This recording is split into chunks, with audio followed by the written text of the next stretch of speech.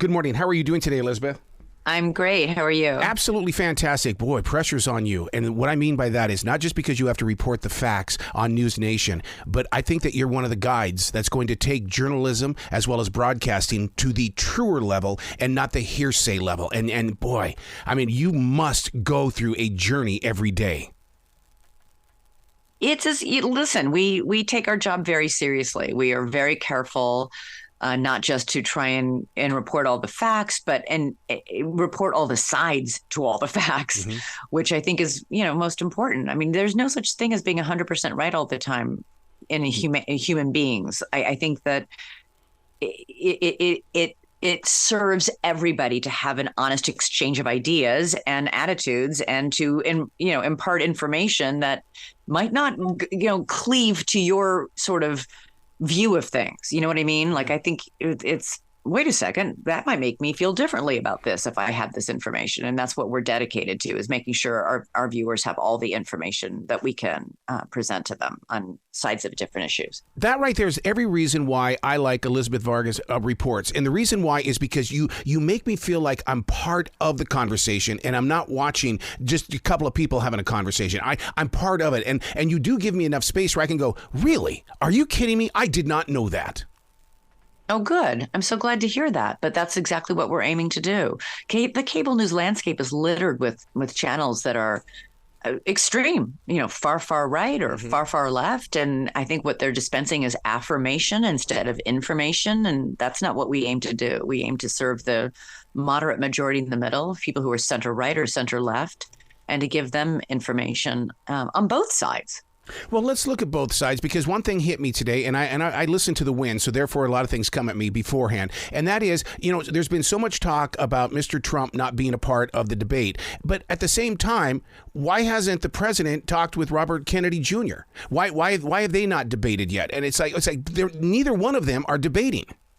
No, neither one of them is. I'll be very curious to see if either one of them debates the other during the general election, if those are the two nominees. Right. No, I don't think. I think former President Trump seems to feel he needs to be, why do I have to go through this process? It should just be me. Yeah. And the current president has a little bit more of an argument for that, but same sort of attitude. It should just be me. And most voters, the vast majority of American voters, repeatedly have told pollsters they do not want to see a Trump versus Biden ticket in November. So it'll be, listen, we're 11 months away from Election Day. Yeah. A lot can happen. And who knows what can happen in those months. We're less than a month away from that caucus, that first one. That to me is where it's all going to start to unravel.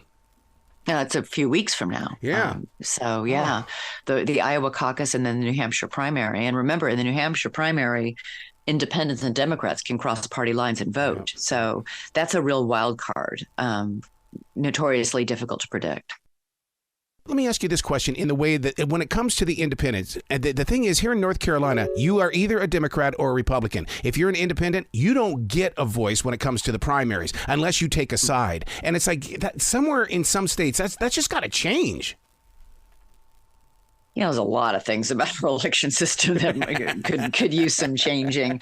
The whole fact that during the primary campaigns in both parties, the candidates have to move to the more extreme parts of their party because primary voters are more extreme voters.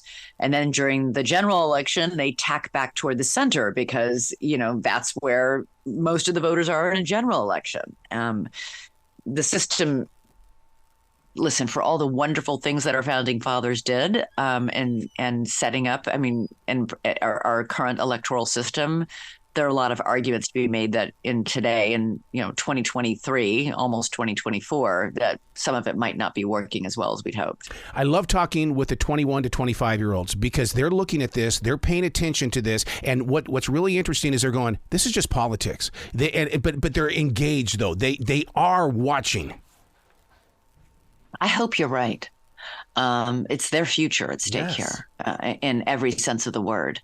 Our inability, the massive deficit that we have, it's going to be on their shoulders. The Social Security, it's them, it is they who will lose it. If all these, especially on the Republican side of the aisle right now, because that's where the debate is, because there isn't what's happening on the Democratic side.